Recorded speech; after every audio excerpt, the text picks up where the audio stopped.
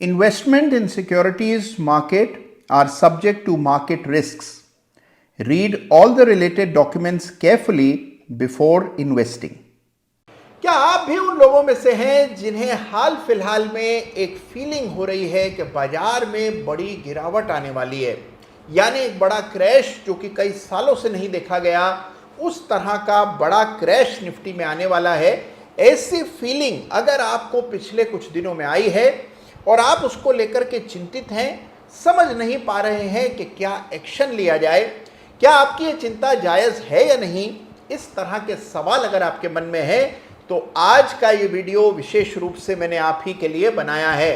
तो चिंता मुक्त हो जाइए और चिंता मुक्त होकर के इस वीडियो को जरूर देखिए, जिससे आप सही निर्णय सही समय पर कर पाए।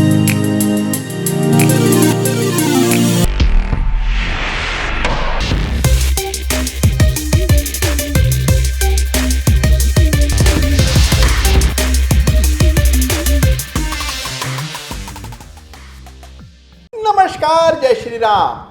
देखिए, एक बड़ी दिलचस्प बात आपको बताता हूं। बाजार का खिलाड़ी चाहे कहीं का भी हो, भारत का या विदेशों का, कमोडिटी का या इक्विटी का, करेंसी का या फिर क्रिप्टो करेंसी का, सबकी एक मौलिक फितरत होती है, यानी एक बेसिक नेचर होता है, और वो बेसिक नेचर होता है कॉन्ट्रेरियन होने का। जी हां, बाजार की दिशा के विपरीत ट्रेड करने में जो मजा आता है, जो सुकून मिलता है, वो कभी भी बाजार के साथ ट्रेड करने में लोगों को नहीं मिलता। इनफैक्ट बाजार के साथ चलने में हमेशा लोग असहज रहते हैं, लेकिन बाजार के विपरीत जाने में और फिर सही होने में जो संतोष मिलता है, जो सेटिस्फेक्शन मिलता है, जो आनंद आता है, वो कभी भी बाजार के साथ साथ चलने में नहीं आता। इनफैक्ट बाजार के साथ चलने में लोग आमतौर पर असहज हो जाते हैं, और यही उनकी सबसे बड़ी समस्याओं में से एक होता है। तो देखिए, यही कॉन्ट्रेरियन सोच है जो कि हमेशा हमें बाजार की दिशा के विपरीत अगर कोई समाचार मिलता है, या कोई अफवाह चलती है, या कोई संकेत मिलता है, तो हम उस पर यकीन ज़्यादा करते हैं। लेकिन अगर आपको बाजार के हक में, बाजार की दिशा में कोई संकेत या संदेश मिलता है, तो आमतौर पर हम उसे कम विश्वास करते हैं या विश्वास करना कम चाहते हैं, और इसे ही कहा जाता है नेगेटिविटी बायस, और इससे पीड़ित होते हैं सभी ट्रेडर गण। तो मेरी इस बात को बड़े ध्यान से सुनिएगा। नेगेटिविटी बायस को हटा करके ऑब्जेक्टिवली सोचना ही प्रोफेशनल ट्रेडिंग और इन्वेस्टिंग है। देखिए, मेरे इतने लंबे करियर में अनेकों बार इस तरह के मौकाम आए जब कई तरह की अफवाहें चलती हैं, कई तरह के संदेश, रिपोर्ट्स आती हैं कि बाजार में भारी गिरावट आने वाली है, या फला शेयर में कोई बहुत बड़ी न्यूज़ आने वाली है। इस तरह की खबरें, इस तरह के संकेत आपको बाजार में रहते रोजाना मिलते हैं। लेकिन प्रोफेशनल ट्रेडर वो है जो हर चीज़ को एविडेंस पर ऑब्जेक्टिवली जांच करके फैसला करता है, न कि सुनी सुनाई बातों पर, अफवाहों पर विश्वास करके पैनिक करता है। तो सबसे पहली चीज़ तो ये जान लीजिए कि इतने साल के मेरे अनुभव में कभी भी ऐसा नहीं हुआ कि क्रैश आपको दस्तक देकर, पूरी तरह से चेतावनी देकर फिर आपके सामने आए। क्रैश तब आता है जब आप उसकी बिल्कुल भी उम्मीद नहीं कर रहे होते हैं। बिल्कुल अचानक से क्रैश आता है। एक एलिमेंट ऑफ सरप्राइज क्रैश में होता है, जो कि अगर पहले से लोग पूर्वानुमान लगाने लगे कि क्रैश आने वाला है, लोग अपनी पोजीशन से एग्जिट करने लगे, रिटेल इन्वेस्टर तक अपनी लॉन्ग पोजीशन पर प्रॉफिट लेकर बाहर हो जाए बाजार से, तो आमतौर पर क्रैश नहीं आते, ये मेरा अनुभव कहता है। फिर भी देखिए, हम किसी की भी बात पर विश्वास नहीं करेंगे। अब देखिए, हाल में माइकल बरी, जो कि फेमस हुए बिग शॉर्ट मूवी से, बिग शॉर्ट मूवी से पहले माइकल लुइस ने किताब लिखी थी बिग शॉर्ट, और उसी किताब पर बाद में मूवी बनी। उस किताब के मुख्य किरदार थे माइकल बरी, जो कि पेशे से, ट्रेनिंग से एक डॉक्टर थे, बाद में निवेशक बन गए, और क्या गजब के निवेशक बने कि उन्होंने 2008 का सब प्राइम मॉर्गेज क्राइसिस पूरे बाजार से पहले पहचान लिया। न केवल पहचाना और लोगों को इसके बारे में चेताया, बल्कि उन्होंने बड़ी पोजीशंस बनाई शॉर्ट सेलिंग की, और उन पोजीशंस पर उन्हें भारी मुनाफा हुआ। वहीं से उनकी ख्याति, उनका रिस्पेक्ट इस्टेब्लिश हो गया। और अब 2023 में लगभग 13,000 करोड़ रुपए की बड़ी शॉर्ट पोजीशन माइकल बरी ने बनाई है, ऐसा समाचार पत्र न्यूज एजेंसियां आपको बता रही हैं। और यही वजह है कि लोग बड़े परेशान हैं। तो मेरी इस बात को बड़े ध्यान से सुनिए। देखिए, दुनिया में अनेकों इन्वेस्टर्स हैं, बड़े बड़े निवेशक हैं, सालों से निवेश कर रहे हैं। लेकिन देखिए, मेरी इस बात को बड़े ध्यान से सुनिएगा, आपको किसी से भी प्रभावित नहीं होना, फिर चाहे वो कितने ही बड़े निवेशक, कितने ही सफल निवेशक क्यों न रहे हों। आप अपने फैसले स्वयं करें, चार्ट्स के आधार पर करें, पूरे विवेक के साथ करें, बिना किसी अनुराग या द्वेष, यानी बिना किसी इमोशन के बिल्कुल ऑब्जेक्टिव फैसले आपको करने। और यदि आप ये कर पाए तो आप हो जाएंगे पेशेवर निवेशक। अब रहा सवाल बाजार में इस डूम्सडे सिनेरियो का, यानी बड़ी गिरावट आएगी, तबाही होगी। इस सिनेरियो को चार्ट्स पर एनालाइज करें। हो सकता है कि वाकई में बाजार गिर जाएं, लेकिन अगर बाजार गिरेंगे तो उसके संकेत आपको चार्ट्स पर देखने को मिलेंगे। जब ऐसा होगा आप तब फैसला कीजिएगा। हो सकता है कि आप थोड़ा सा नीचे निकल पाएं, लेकिन निकले तब जब आपके चार्ट्स पर स्पष्ट निकलने के संकेत हों। यह है एविडेंस बेस्ड इन्वेस्टिंग। और अगर एक बार के लिए माइकल बरी साहब की इस ऐतिहासिक पोजीशन को, यानी इस बड़ी शॉर्ट सेलिंग को एक बार के लिए इग्नोर कर भी दिया जाए, तो भी आप देखते हैं कि यूएस डॉलर रुपए के बनाम बड़ी तेजी दिखा रहा है। डॉलर ने एक बड़े अहम टेक्निकल लेवल को पार किया है और एक पैटर्न भी बना है जिसे असेंडिंग ट्रायंगल पैटर्न कहते हैं। डॉलर की तेजी बाजार के लिए हमेशा एक नेगेटिव न्यूज होती है और यही वजह है कि बाजार में इस विचार को तूल मिला है कि कहीं कोई बड़ी गिरावट तो बाजार में नहीं आने वाली। तो आइए समझते हैं कि क्या वाकई में ऐसा है। पिछले चार्ट्स देखते हैं, इतिहास में जाते हैं, क्योंकि देखिए इतिहास में छुपी होती है भविष्य की कुंजी। आप चार्ट्स देखकर बता सकते हैं कि इतिहास में जो हुआ क्या उसकी पुनरावृत्ति होने वाली है। तो आइए समझते हैं पुराने क्रैशेस की तुलना में क्या वैसा ही माहौल अभी भी बाजार में बना हुआ है या नहीं। तो अगर आप इतिहास के पन्नों को टटोल के देखें, पुराने क्रैशेस देखें और उससे पहले चार्ट की बनावट, उससे पहले का बाजार का माहौल देखें और वर्तमान माहौल से उसकी तुलना करें, तो आपको कई सारे अंतर नजर आएंगे। देखिए, मेरी इस बात को बड़े ध्यान से सुनिएगा। जब कभी बाजार में बड़ा क्रैश देखने को मिला है, फिर चाहे वो 2000 का क्रैश हो जब मैंने अपने करियर की शुरुआत की थी, 2008 का भीषण क्रैश हो जब माइकल बरी ने बड़ा पैसा कमाया था, या उसके बाद जब जब बाजार में कोई भी क्रैश आया हो, आप उसको स्टडी करते हैं तो आप पाते हैं कि क्रैश से पहले हमेशा एक यूफोरिया होता है, यानी एक उन्माद फैला हुआ होता है।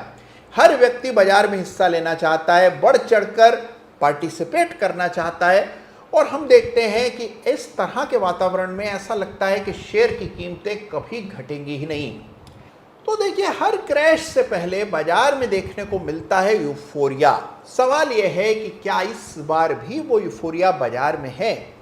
क्या उसी तरह की फीलिंग इस बार भी ट्रेडर्स और इन्वेस्टर्स को है कि जो चाहे शेयर खरीद लें वो ऊपर ही बिकेगा?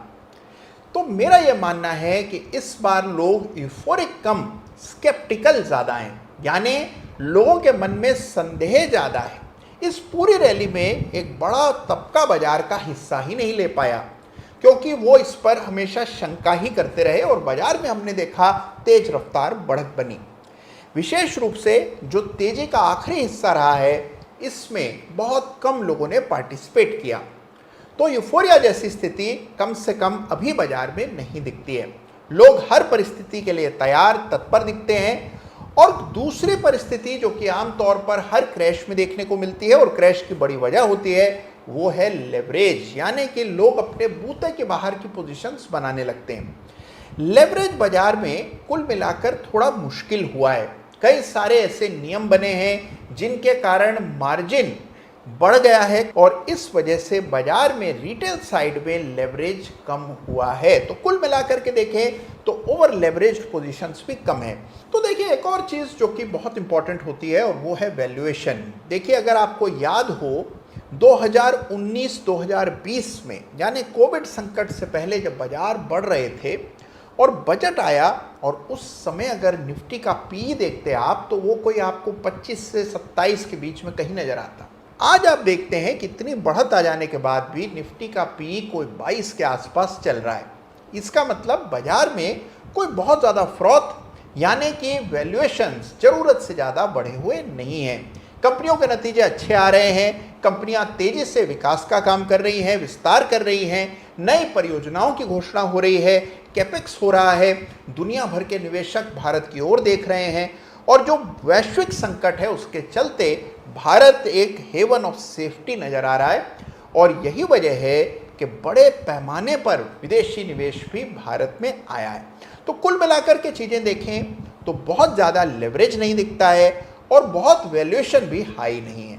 अब दो बातें जो कि चार्ट से जुड़ी हैं और जो कि हर क्रैश से पहले अमूमन देखने को मिलता है। सबसे पहले तो आम तौर पर बड़े क्रैशेस से पहले RSI डाइवर्जेंस हमेशा वीकली चार्ट्स पर, डेली चार्ट्स पर देखने को मिली है।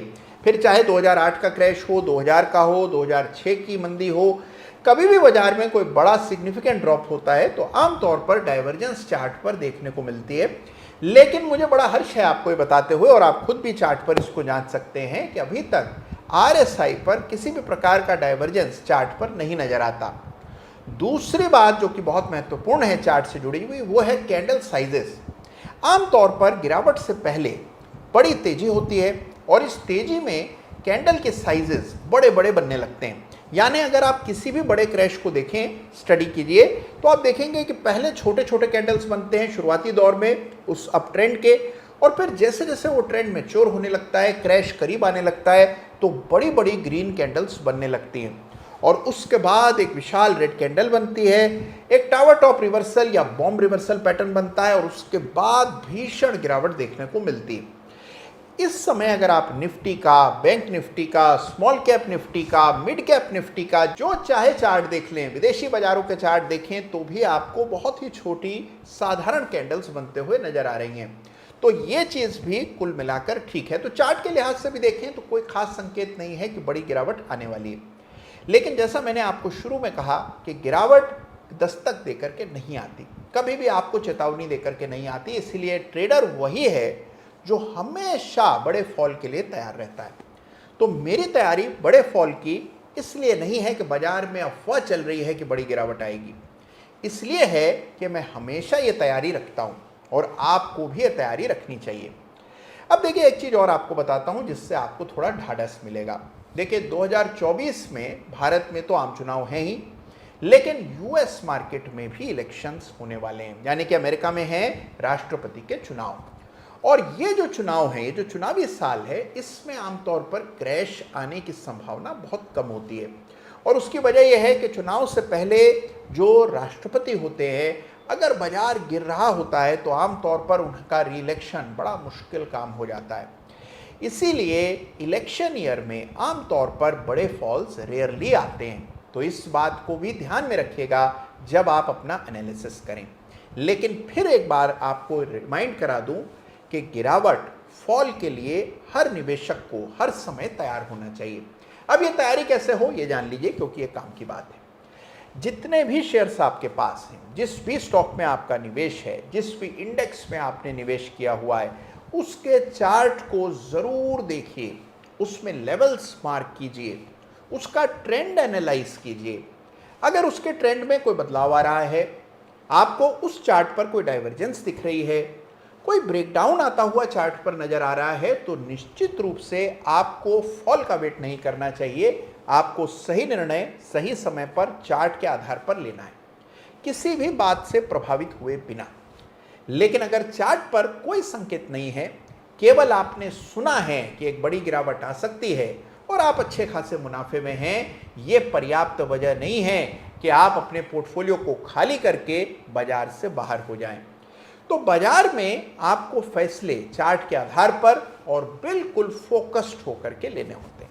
तो देखिए, बिल्कुल चिंता मुक्त हो जाइए, टेंशन फ्री हो जाइए, चार्ट्स पर रेखाएं अंकित कर दीजिए, लेवल्स मार्क कर लीजिए, डाइवर्जेंस जांच लीजिए और उसके बाद हो जाइए बिल्कुल रिलैक्स। क्योंकि देखिए, अब आपने अपना होमवर्क कर लिया। यदि बाजार में बड़ी गिरावट आती है तो आप तुरंत रिएक्ट कर पाएंगे, ऑब्जेक्टिवली सोच पाएंगे, एग्जिट कर पाएंगे और बिल्कुल भी पैनिक नहीं करेंगे। और यदि मान लीजिए बाजार में गिरावट नहीं आती है, ट्रेंड कायम रहता है, और यहां से बड़ी तेजी बनती है तो आप उसका भी हिस्सा बन पाएंगे, क्योंकि आपने अपनी पोजीशंस को ऑब्जेक्टिवली होल्ड किया हुआ है। तो याद रखिए कि जो भी आप फैसला करें, सोच विचार करके, चार्ट्स देखकर सही निर्णय करें। पैनिक में या किसी दबाव में आकर गलत निर्णय मत कीजिएगा। दूसरी बात है, हमेशा समय होता है। कभी भी ये मत सोचिए कि अगर अभी आपने कोई फैसला नहीं किया तो आगे आपको जीवन में कभी अवसर नहीं मिलेगा। मेरा अनुभव ये कहता है कि जल्दी का काम शैतान का होता है। तो कभी भी पैनिक में, दबाव में हड़बड़ाकर कोई निर्णय मत लीजिए। लेवल्स मार्क करके चलिए, बिल्कुल शांत रहिए और शांति से काम कीजिए। आप देखेंगे कि आपको कभी भी कोई पैनिक नहीं होगा और आप बाकियों से बेहतर बाजार को नेविगेट कर पाएंगे।